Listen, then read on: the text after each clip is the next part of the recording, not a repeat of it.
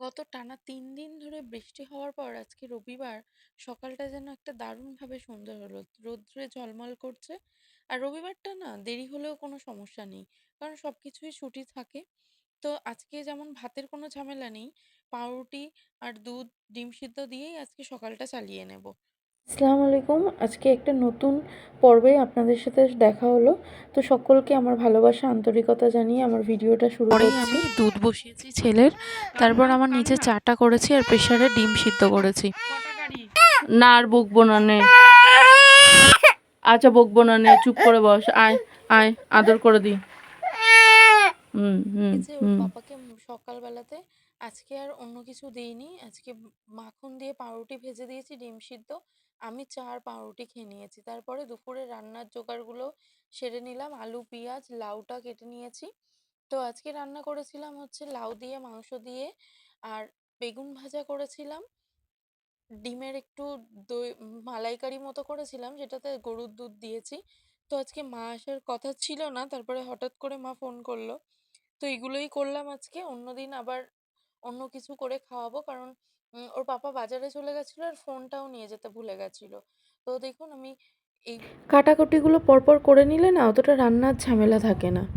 এই যে দেখুন কড়াইটা বসিয়ে দিয়েছি আর সামান্য তেল দিয়েছি। ডিমগুলোকে ভেজে নেবো প্রথমে। হচ্ছে হলুদ দেবো না, যেহেতু এটা মালাইকারি করব, তো একটু সাদা সাদাই রেখে দেবো।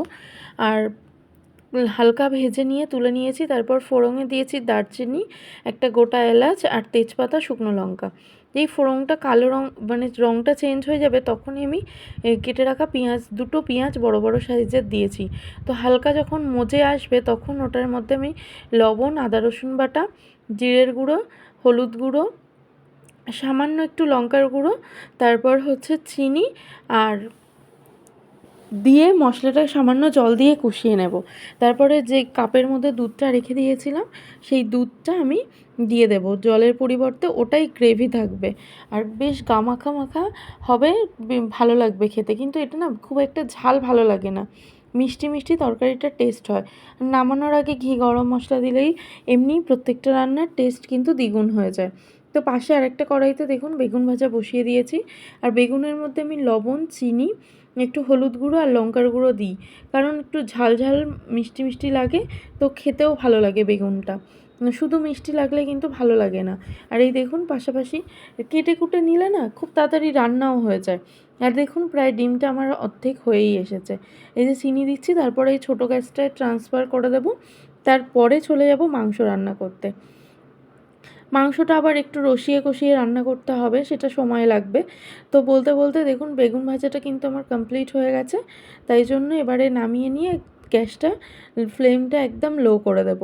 আর এই জলটা মানে যে দুধ দিয়েছি পুরো এটাকে টানিয়ে দেব।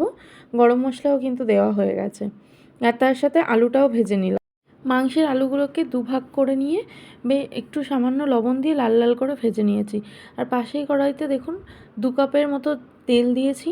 দেওয়ার পরে ফোড়নে দিয়েছি মাংসের জন্য তেজপাতা আর শুকনো লঙ্কা।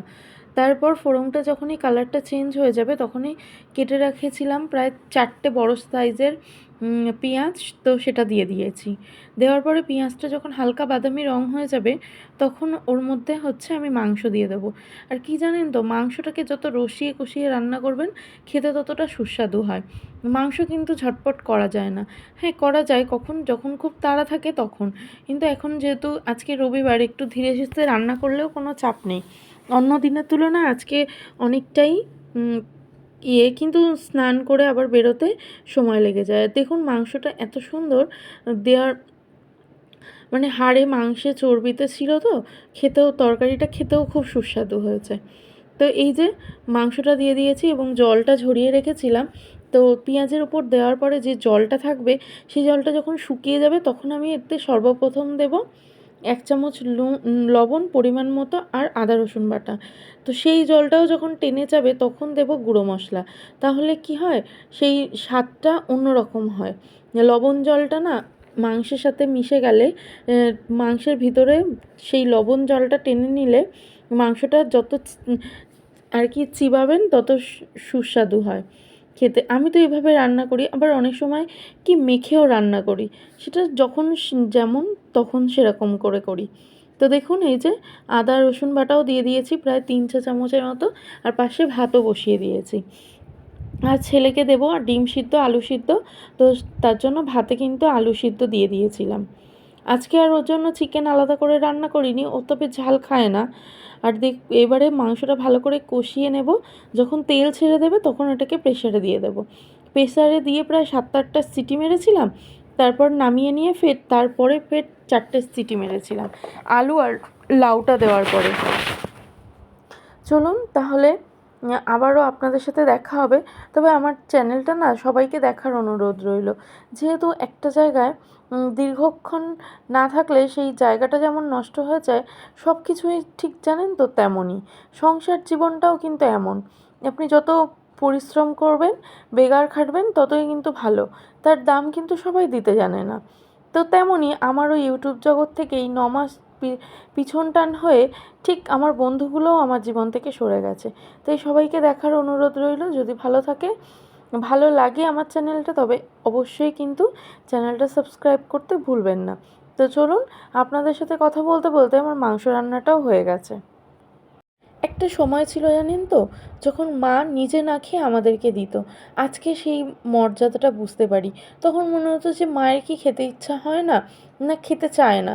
এখন না ভাবি কি আমার সন্তান বা আমার স্বামীটা যদি খায় তাহলে আমি খুব ভালো থাকি, ওরা যদি তৃপ্তি করে খায়। আর জানেন তো, কখনো যদি তরকারিটা খারাপ হয়, ওর পাপা যদি না খেতে পারে, আমার ভীষণ মন খারাপ করে যে আজকে এমন তরকারি রান্না করলাম। তো সবারই মনে হয় এরকমটাই হয়, তাই না? তো জানাবেন তো যে আপনাদের কার কেমন হয়। আমি কিন্তু আগে অতটা স্যাক্রিফাইস বুঝতাম না, কিন্তু সংসার জীবনে পা দেওয়ার পরে স্যাক্রিফাইস করাটা খুব বুঝেছি। নিজের শরীর বলতেই কিছুই থাকে না, মনে হয় যে ওদের কীভাবে ভালো রাখা যাবে। নিজের সব কিছুই এখন সন্তানকে দিয়ে দিয়েছি। তো দেখুন আমার মাংসটা কিন্তু কষে এসেছে।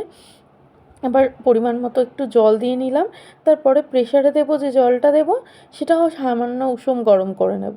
ফোটানোর দরকার নেই, তবে ফুটিয়ে দিলে জানেন তো ভালো হয়। আর আগেকার দিনে গ্রামে গঞ্জে দুটো করে চুলো থাকতো, একটা জল বসিয়ে রাখতো আর একটা মাংস রান্না করতো। সেই মাংস কিন্তু অবশ্যই আলাদা টেস্ট, কাঠের জালের উনানের মাংসের কিন্তু টেস্টটাই অন্যরকম। তবে এখন সময় বদলেছে, সব কিছুই বদলেছে।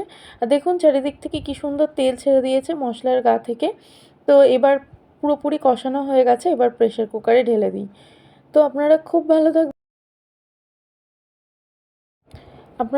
ভালো থাকবেন। আবার দেখা হচ্ছে নতুন কোনো ভিডিওর সাথে, ততক্ষণ বাই বাই, খুদা হাফিজ।